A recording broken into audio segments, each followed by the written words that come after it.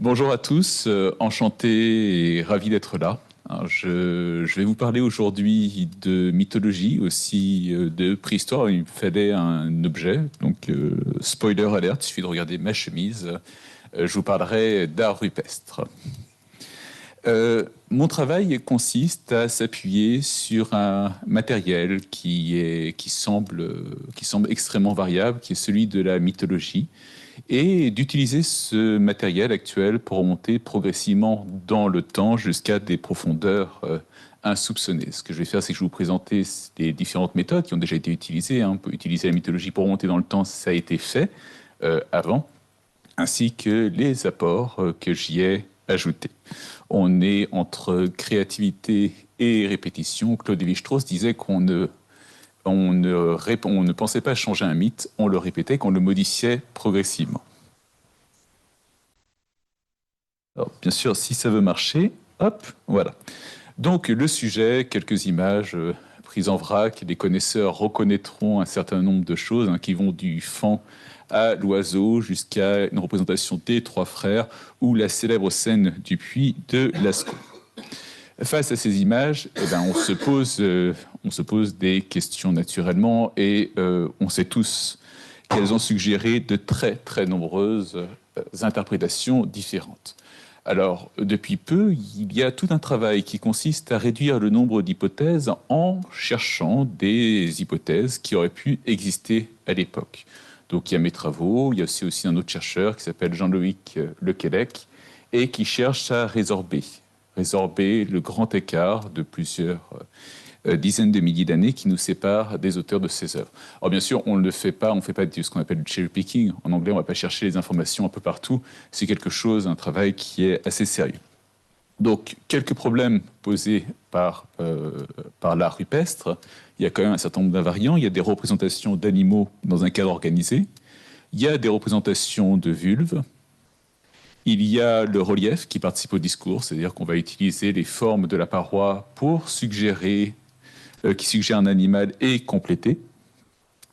Ou encore la mise en valeur des trous d'ombre, là où la grotte s'enfonce dans les profondeurs. Et enfin, la présence de thèmes non réalistes. Alors, comment faire? Comment faire pour reconstruire le discours qui était tenu à l'époque par les auteurs de ces œuvres? Ça paraît complètement utopique, ça paraît même irréalisable. En réalité, c'est jouable. Jouable si on part du principe qu'il s'agit d'une approche scientifique, c'est-à-dire qu'il s'agit de probabilité, de statistiques, et qu'il n'y a que ce n'est valable qu'en fonction du corpus étudié, que ça doit être testé et retesté. Alors, il y a trois grandes méthodes qui ont été utilisées pour remonter dans le passé. La première méthode, c'est ce qu'on appelle la méthode historico-géographique et tous les avatars modernes. C'est une méthode qui est assez ancienne. Elle apparaît à la fin du 19e siècle. Hop, voilà les deux autres méthodes, mais on va les voir un peu après. Donc c'est c'est une approche qui a été formalisée par un folkloriste qui s'appelait Krohn. Et Krohn a constaté que les contes ne se répartissaient pas, la façon dont on racontait les contes ne se répartissaient pas de manière aléatoire, qu'il y avait dans certaines régions des caractéristiques qu'on ne retrouverait pas dans d'autres régions, que les contes possédaient certains traits en certains endroits qui n'étaient pas partagés ailleurs.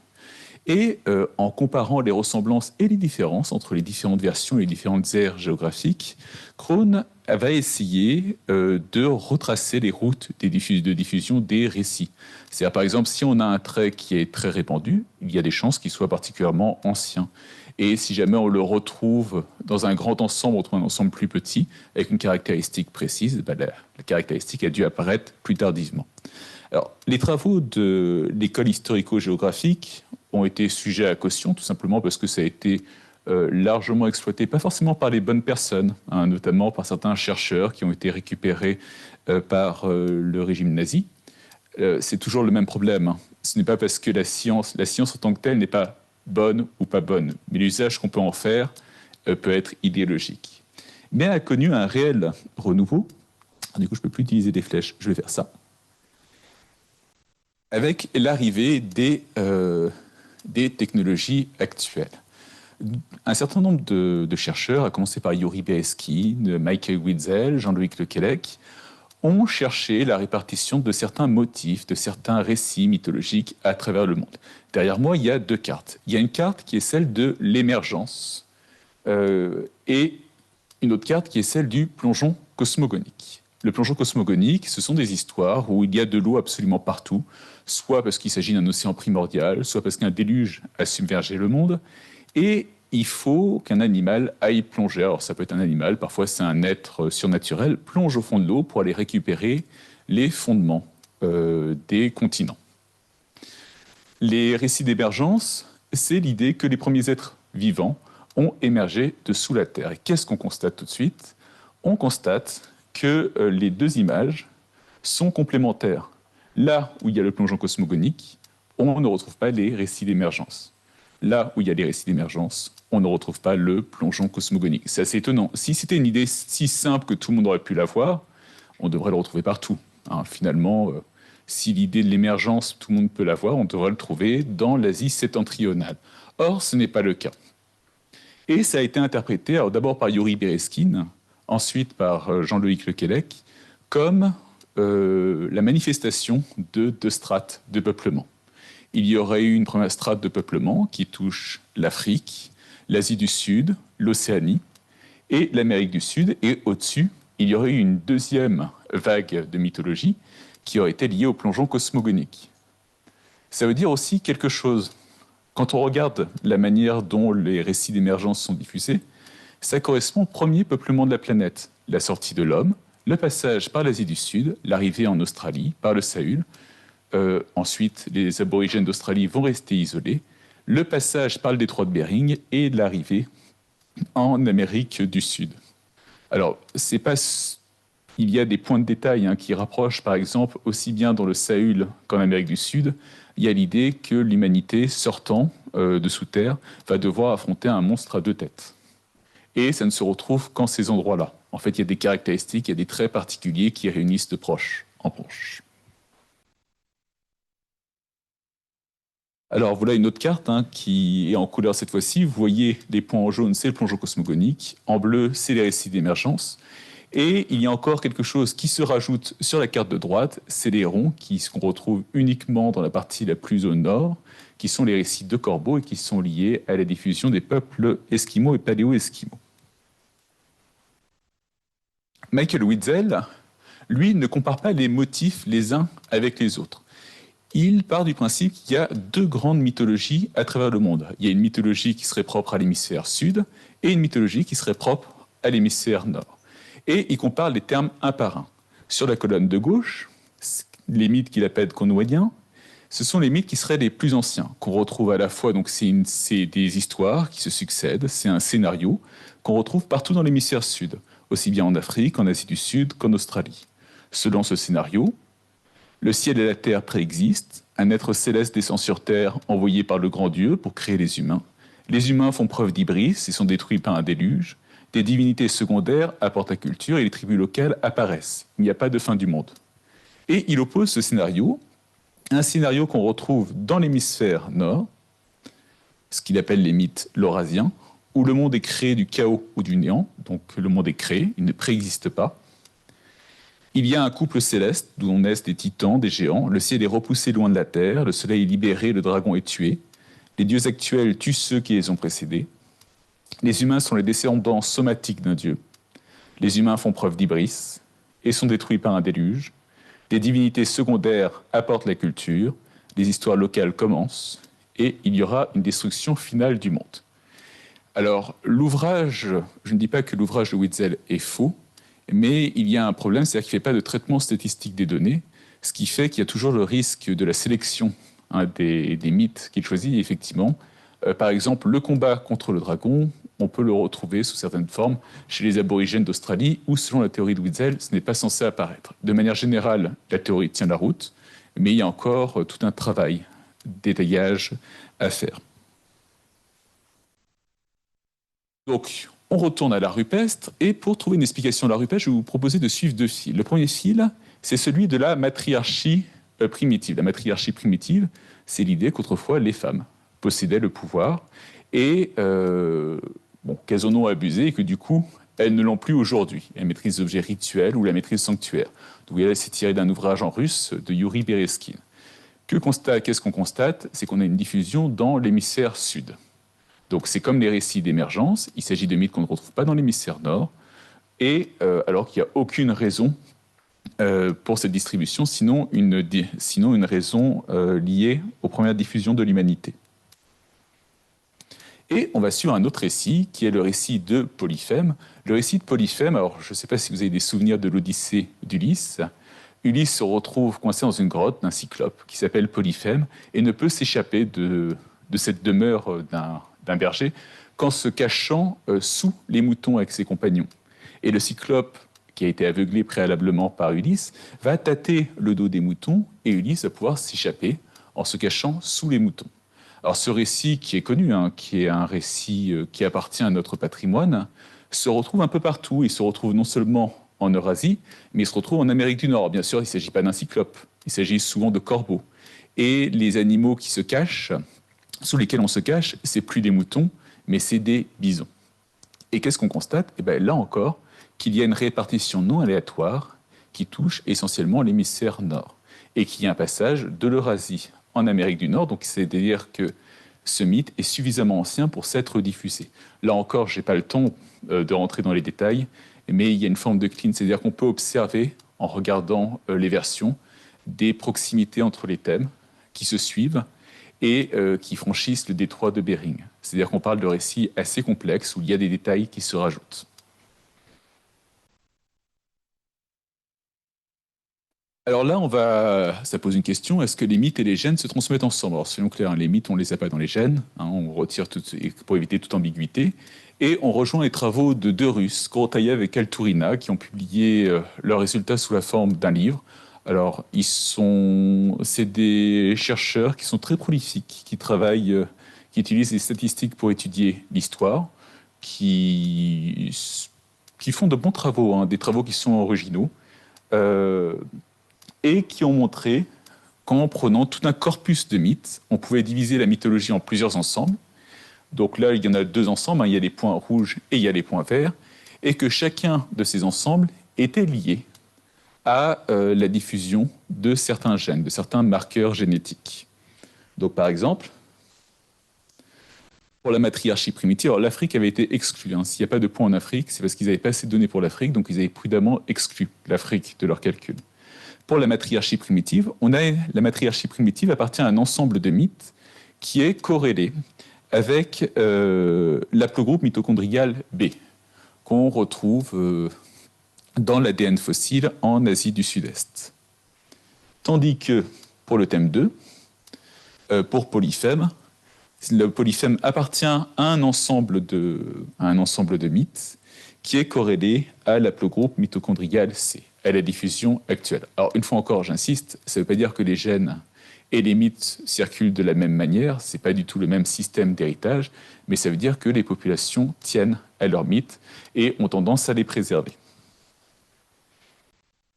Donc voilà, pour le moment, ce que nous apprend l'archéologie, l'étude de la diffusion des mythes, c'est que le mythe de la matriarchie primitive appartient à un ensemble de récits qui était connu au moment de notre sortie d'Afrique, et que le mythe des animaux appartient à un ensemble de récits qui existaient dans l'hémisphère nord, au Paléolithique supérieur.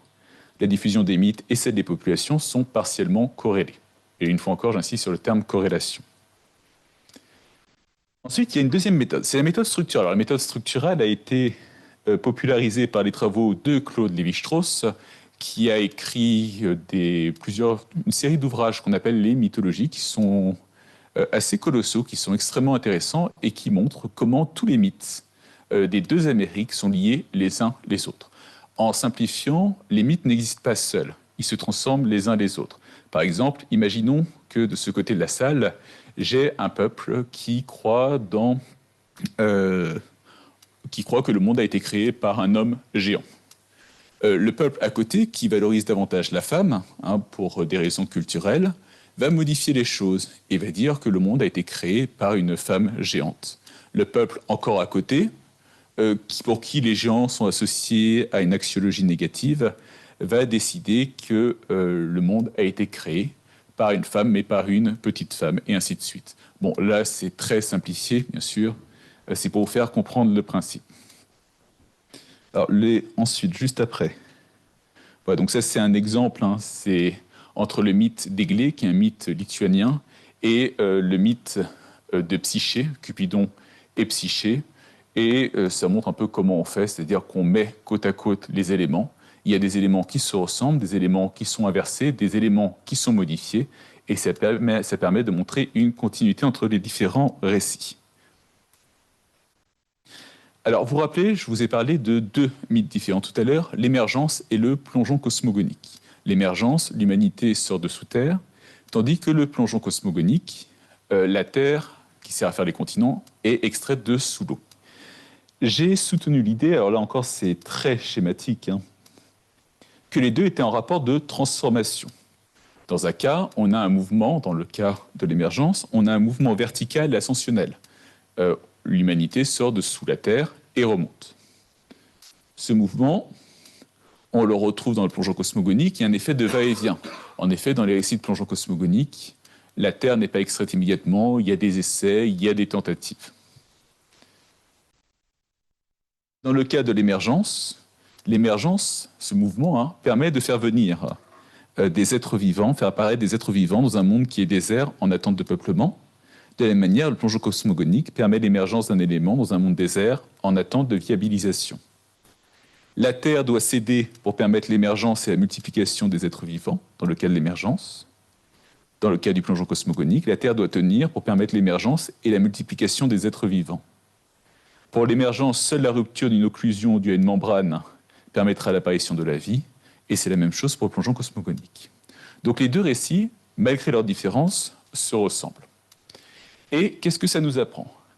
Ça nous apprend que le mythe de l'émergence, si on ne le retrouve pas là où il y a des plongeons cosmogoniques, c'est peut-être simplement qu'il s'est transformé. C'est-à-dire que vous savez qu'entre le peuplement de l'hémisphère sud et le peuplement de l'hémisphère nord, il y a plusieurs milliers d'années, que le récit n'est pas forcément resté tel quel.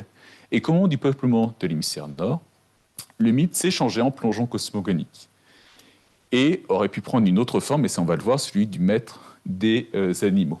Ça expliquerait pourquoi, là où il y a des récits de plongeon cosmogonique, il n'y a pas les récits d'émergence, mais ça veut dire aussi que dans l'hémisphère nord, on n'aurait jamais connu les récits d'émergence, seulement les récits de plongeon cosmogonique et les récits de maître des animaux.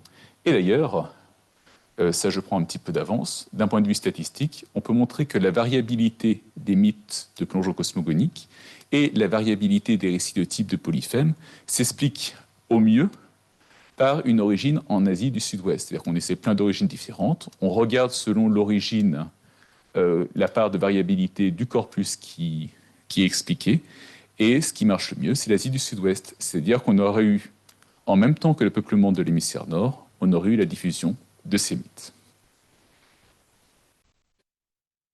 On continue, et on approche de la dernière méthode, la méthode philomythologique. Alors ça, la méthode philomythologique, c'est mon enfant. Alors l'idée d'utiliser la méthode philomythologique, c'est utiliser des outils empruntés à la théorie de l'évolution, à l'étude de l'évolution des êtres vivants, et l'appliquer à la mythologie.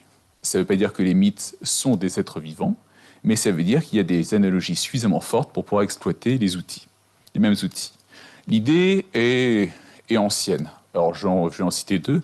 Arnold von Gennep, qui est un très grand folkloriste français, disait déjà que au niveau du folklore, c'est tellement brouillon et qu'il valait mieux utiliser les méthodes de la biologie pour comprendre et organiser le folklore. Un autre chercheur, qui s'appelle Carl Wilhelm von Sydow, a emprunté le terme d'écotype. Le terme d'écotype, c'est un terme emprunté à la botanique. Et l'écotype, c'est le fait pour une plante de connaître un certain nombre de particularisations selon l'endroit où elle va s'installer. Il y a une fleur, par exemple, qui peut être rose et blanche, et qui va s'installer dans une vallée, encaissée dans une montagne, et là, il va y avoir des mutations, et elle va devenir jaune. C'est ce qui est appelé un écotype. Et de la même manière, pour les contes, on peut voir des écotypes, c'est-à-dire que selon les endroits, les contes prennent un certain nombre de particularisations. On va reconnaître les récits, l'air de famille est évident, simplement, l'animal va changer, le nombre d'actants va changer, les rebondissements vont changer. Et dans un écotype, tout le monde va raconter plus ou moins le même récit. Alors pour pouvoir comparer, c'est une série d'analogies entre l'évolution biologique et l'évolution des contes. Il y en a beaucoup. Je vais pas toutes les lire. En fait, il n'y en a qu'une seule qui est vraiment intéressante. C'est celle-là. Que ce soit dans l'évolution biologique ou dans l'évolution des contes, il y a des unités discrètes.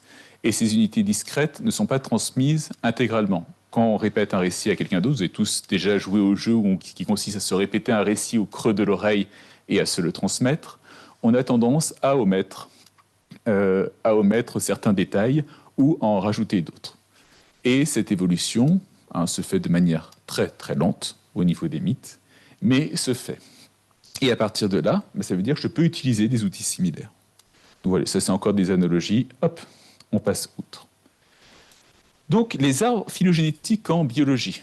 Là encore, tout le monde a déjà croisé des arbres phylogénétiques en biologie. Le principe est simple, plus deux espèces partagent des points communs, et plus leur ancêtre commun est récent. On partage plus de points communs avec la chauve-souris, donc qu'avec, je sais pas, la sardine par exemple. Donc comme vous pouvez le constater, au niveau des arbres, on est plus proche de la chauve-souris que de la sardine. Ça, c'est un petit peu de vocabulaire. À la base de l'arbre, on a la racine, on a les branches, on a les nœuds. Les nœuds, c'est les points d'intersection où il y a des bifurcations. Et on a les taxa qui sont les points d'arrivée. Taxons au singulier. Alors, comment est-ce qu'on fait pour calculer la proximité?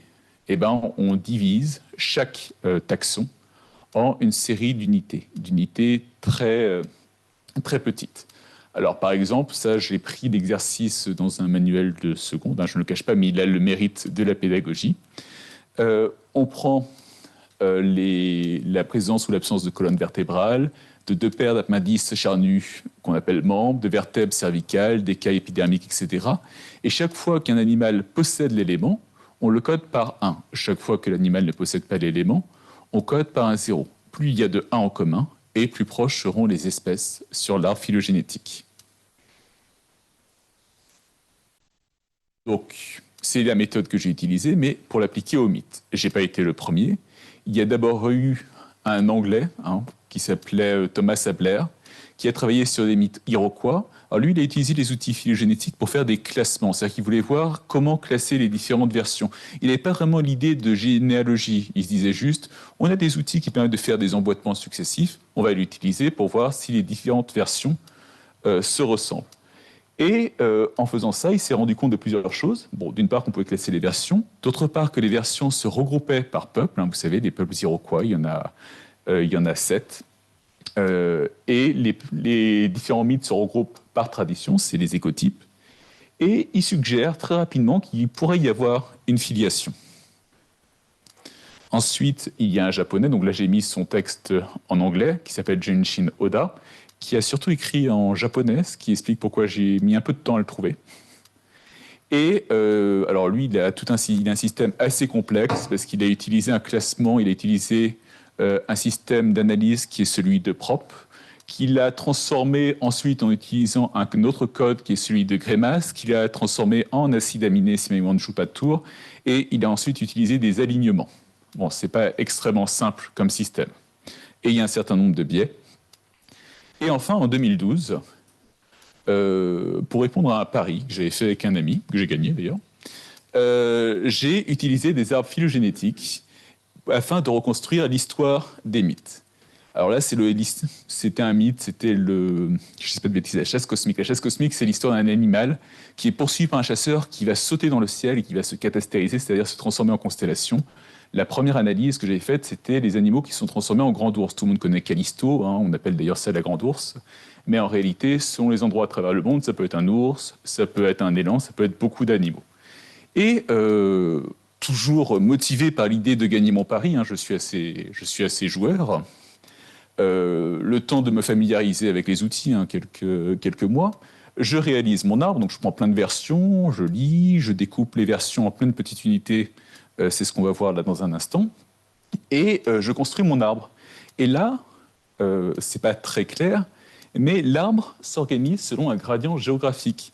Vous voyez, on part de la Grèce antique, on passe ensuite par la Russie, la Sibérie, la Colombie-Britannique, donc on est en Amérique du Nord-Est, et on arrive en Amérique du Nord-Ouest, et on arrive en Amérique du Nord-Est. C'est-à-dire, il n'y avait rien, il n'y a aucune donnée géographique, les mythes s'organisent naturellement. Donc ça a permis de montrer qu'il y avait une corrélation entre la diffusion des mythes et les premières migrations de l'humanité. Puis après, j'ai montré, en utilisant des calculs statistiques, que les arbres étaient solides, parce qu'on peut demander à un arbre, on obtient un arbre, mais il faut voir dans quelle mesure l'arbre explique les données. Et ça a permis, je vais y revenir, d'interpréter les vestiges géographiques. Alors ensuite, quelle unité de mesure? Parce qu'on parle d'unité de mesure, pour comparer deux versions d'un mythe, il faut des unités ou deux traditions, il faut des unités de mesure. Première unité de mesure, il y en a deux qui sont apparus d'un coup, c'est pas grave. C'est les mythèmes. Les mythèmes, c'est, si je vous raconte plusieurs versions, par exemple, du Petit Chaperon Rouge, je peux diviser le Petit Chaperon Rouge en phrases très petites, avec le minimum de sens dedans. Du type, il y a un héros, deux héros, trois héros. L'ennemi est un loup, l'ennemi est un tigre. Donc il faut vraiment qu'il y ait le minimum d'informations. Chaque fois qu'il y a l'information, on code par 1. Chaque fois qu'il n'y a pas l'information, on code par 0. Il y a les récits types. Alors, on parlait du Petit Chaperon Rouge. Les récits types, c'est un récit qu'on va reconnaître. C'est catégorisé par les spécialistes du folklore et qu'on va retrouver en plusieurs endroits. Alors ça, on peut pas, ça permet de comparer des traditions. Imaginons qu'il y a complètement hypothétique. En France, on connaît le Petit Chaperon Rouge, Cendrillon et La Belle au Bois dormant, et qu'en Angleterre, ils ne connaissent que le Petit Chaperon Rouge. Eh bien, la France aura 3-1, tandis qu'en Angleterre, il y aura 1-1 et plusieurs zéros. Et enfin, la dernière chose, pour pouvoir comparer, c'est les motifs. Les motifs, ce sont des épisodes, des choses, des petites histoires, des scénarios qui sont très très courts, mais qu'on retrouve réempruntés en plusieurs endroits. Le combat contre le dragon, par exemple, ça va être un motif. Ça raconte pas toute l'histoire, le combat contre le dragon. C'est juste un moment de l'histoire. Et les récits combinent différemment les motifs entre eux. Là encore, ça permet de comparer les traditions. Donc ensuite, comment décoder les données? Donc je vous propose 4 histoires imaginaires. Une première histoire, une femme est tuée par un animal. Une deuxième histoire, une femme est tuée par un fantôme. Une troisième histoire, un homme est tué par un ogre. Une quatrième histoire, un être humain est tué par un fantôme. C'est complètement imaginaire et bien sûr les récits sont beaucoup plus longs. Donc ça veut dire que la première histoire, il s'agit d'une femme tuée par un animal, on met 1 à femme, 0 à homme, 1 à animal, 0 à fantôme, 0 à ogre. La deuxième histoire, une femme est tuée par un fantôme, on met 1 à femme, 0 à homme, 0 à animal, 1 au fantôme, 0 à l'ogre, et ainsi de suite. Et on obtient ainsi des chaînes binaires. Alors bon, voilà, ça ressemble plutôt à ça. Hein. Soyons clairs, on jongle sur, quand on travaille sur des mythèmes, on jongle sur 200, 300, 400 mythèmes différents. Et en faisant ça, on peut créer des arbres. Alors, il y a plusieurs méthodes pour créer les arbres. Là aussi, je vais passer assez vite. Je serais ravi de répondre à des questions s'il y en a besoin après. Il y a les matrices de distance. L'objectif, c'est d'obtenir un consensus, quelque chose qui explique en calculant la distance moyenne entre les différentes versions, qui explique au mieux les données. Il y a les méthodes de parcimonie. Il faut qu'il y ait le moins de changements possible pour passer d'une branche à une autre. Et il y a les méthodes de probabilité maximale et les méthodes bayésiennes. Donc l'objectif, on donne une série d'hypothèses, il faut obtenir l'arbre le plus probable en fonction de ces hypothèses. Alors, ces méthodes sont appliquées en biologie, mais une fois encore, les mythes ne sont pas des espèces vivantes. Et voilà, donc là, le problème, c'est que, ravi de commencer, j'avais complètement oublié, je voulais vous donner une feuille avec des récits. Donc je vais vous demander quelques secondes, vous n'allez pas vous en sortir comme ça, j'ai le temps?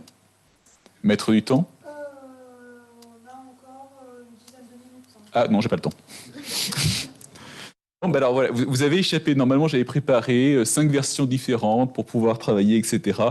Donc suspense, hein, voilà. Et donc il y avait même les exercices d'application.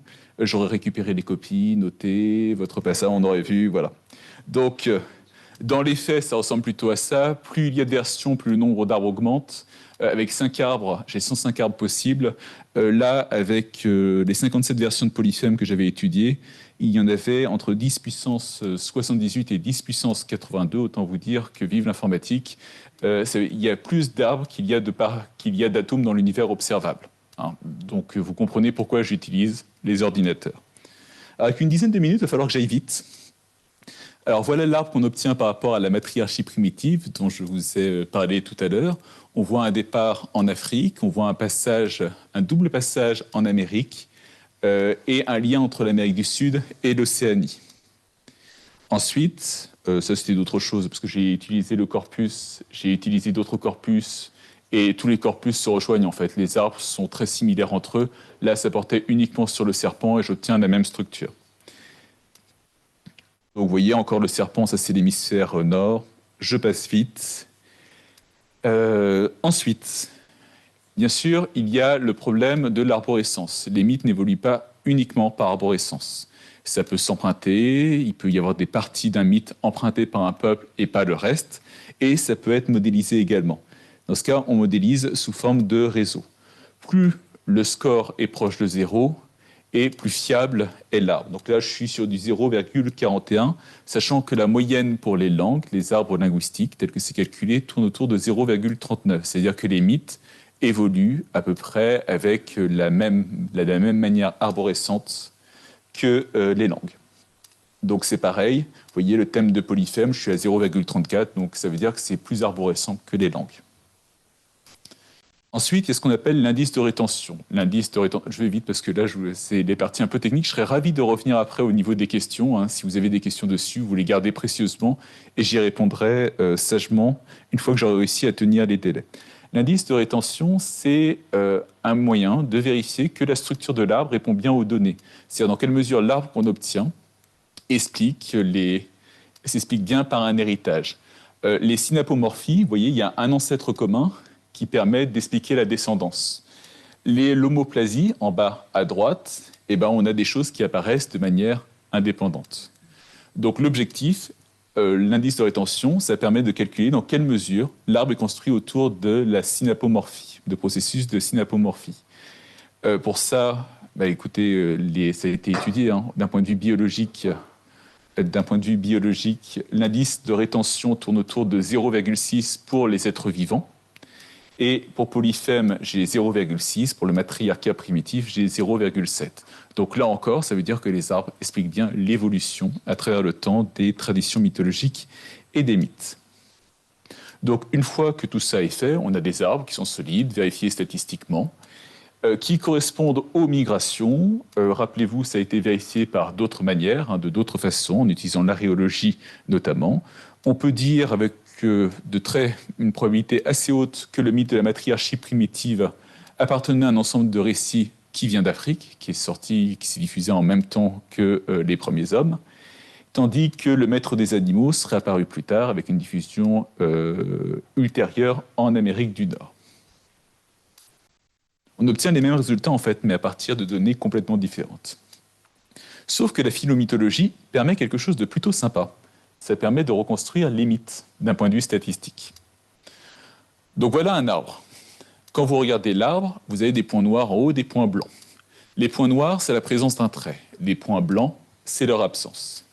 Plus vous avez de points... Donc quand vous avez deux points noirs, ben, si deux versions ont un même trait, ça veut dire que leur ancêtre commun possède probablement ce trait.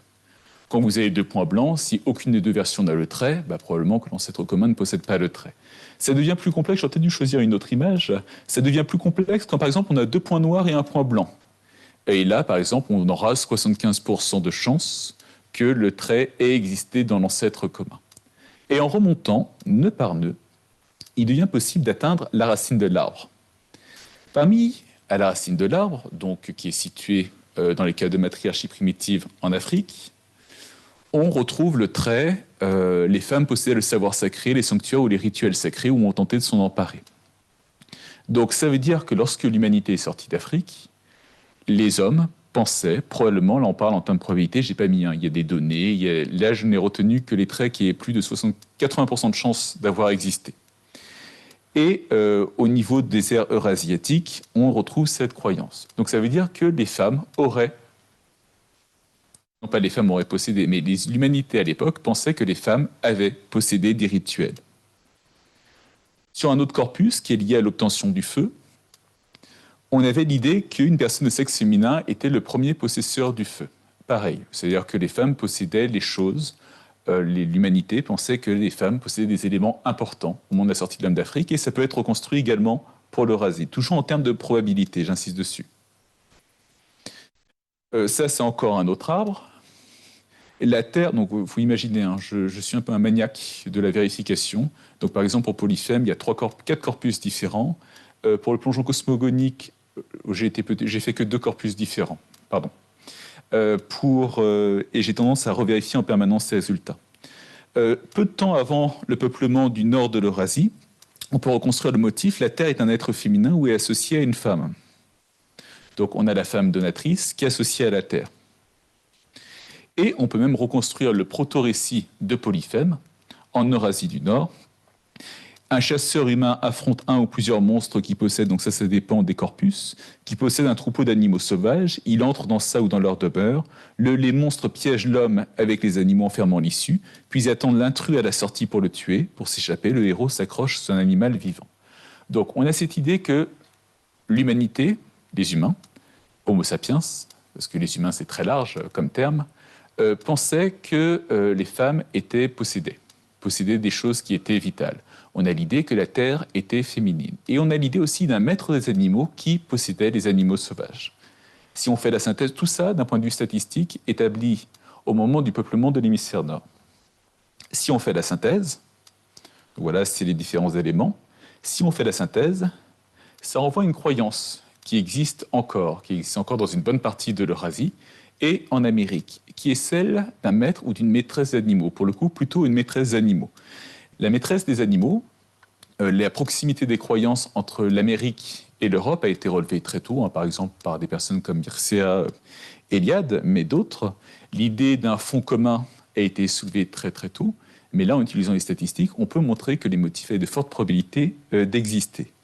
Et la maîtresse des animaux, c'est un être surnaturel qui possède les animaux et avec qui il faut négocier pour obtenir le gibier. Et quand on regarde les choses, eh bien écoutez, les grottes sont souvent féminisées. Je vais aller vite. Hop. Comme prédit par la mythologie, puisqu'une fois encore, je ne rentre pas les données archéologiques dans mes arbres, les grottes sont souvent féminisées. Il y a les représentations de vulves, il y a les Vénus, cette idée de maîtresse des animaux. Il y a le relief qui participe au discours. Les animaux semblent sortir, un peu comme une maîtresse des animaux qui laisse sortir les animaux de la paroi. Il y a une mise en valeur des trous d'ombre, donc toujours cette idée d'émergence. Hop. Je suis désolé, je vais un peu vite parce que sinon je vais me faire avoir par le temps. Il y a d'autres traits dont je ne parle pas. Par exemple, on retrouve dans les parois des petits ossements, qui sont des ossements régulièrement qui sont enfoncés. On s'est interrogé sur les raisons.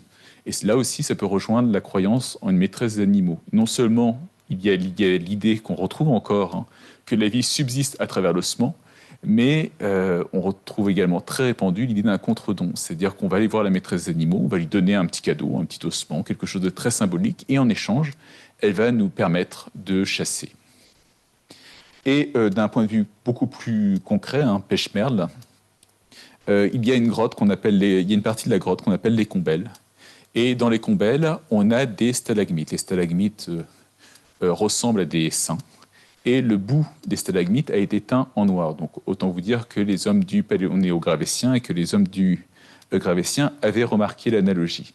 Par ailleurs, il y a des créatures qui sont composites, qui ressemblent à un mélange de bouquetin, de cheval et de mégacéros. Comme s'ils ne s'étaient pas encore complètement séparés, comme s'ils allaient sortir de sous terre et étaient associés à une féminisation. Et ce qui est intéressant, c'est que les saints qui sont là, Michel Laure-Blanchet, qui est le spécialiste de la grotte, les a rapprochés, alors c'est vrai que j'aurais pu mettre quelque chose de plus clair, les a rapprochés du plafond des hiéroglyphes, qui ne sont pas de la même période, et où on distingue des mammouths et des femmes entremêlées. Donc, je me permets de montrer pour ceux qui ne connaissent pas. Ici, on voit la poitrine de la femme, son bras, son ventre, sa jambe, ses fesses, son dos. Et on voit un mammouth ici. On voit aussi des cygnes. Ça risque de m'emmener un peu loin. Et on retrouve la même poitrine, cette association de la femme, de l'émergence de la vie. Je ne sais pas si l'hypothèse que j'avance est correcte. Tout ce que je peux dire, c'est que d'un point de vue statistique, en utilisant de très très nombreux corpus, tous les éléments se rejoignent dessus. Donc voilà, bon, là j'ai utilisé l'exemple de la rupestre, hein. J'ai travaillé sur la domestication des animaux. Mon dernier ouvrage porte sur les premiers comportements symboliques liés à la mort. Il y a quand même une série de précautions à prendre. Il faut utiliser de très nombreuses bases de données différentes, certaines que l'on crée, d'autres que l'on emprunte à d'autres, parce que vous savez qu'on fonctionne toujours tous avec des biais, hein. Même avec la meilleure volonté du monde, il y a des biais, il y a des biais qui existent. Donc, si quelqu'un d'autre crée la base de données, il y a des chances qu'il n'ait pas les mêmes biais que nous. Donc, autant l'utiliser. Il faut faire varier la définition des récits types. Par exemple, pour Polyphème, mes différentes analyses, j'ai changé la définition légèrement du récit. Tout ça pour éviter les effets, les biais dans la sélection. Il faut faire varier le nombre de versions utilisées. Il faut utiliser différents outils statistiques. Tous les outils statistiques ont leurs forces, leurs faiblesses. Et c'est très important, il faut en avoir conscience. C'est des modèles qui sont des modèles de probabilité. Et il faut confronter les résultats avec tout ce qu'on peut, avec les données archéologiques, avec les données génétiques. Et si tous ces éléments vont dans le même sens, ce qui pour le moment semble marcher, hein, j'ai l'impression, vous savez, de faire une pile de cas plats et de monter progression, on veut dire à un moment ou à un autre, la pile va se casser la figure, c'est possible, hein. Mais c'est la beauté aussi de la recherche. Alors, les résultats sont vraisemblables. Et j'insiste sur le terme de vraisemblable, c'est-à-dire qu'on n'aura jamais de certitude à 100%.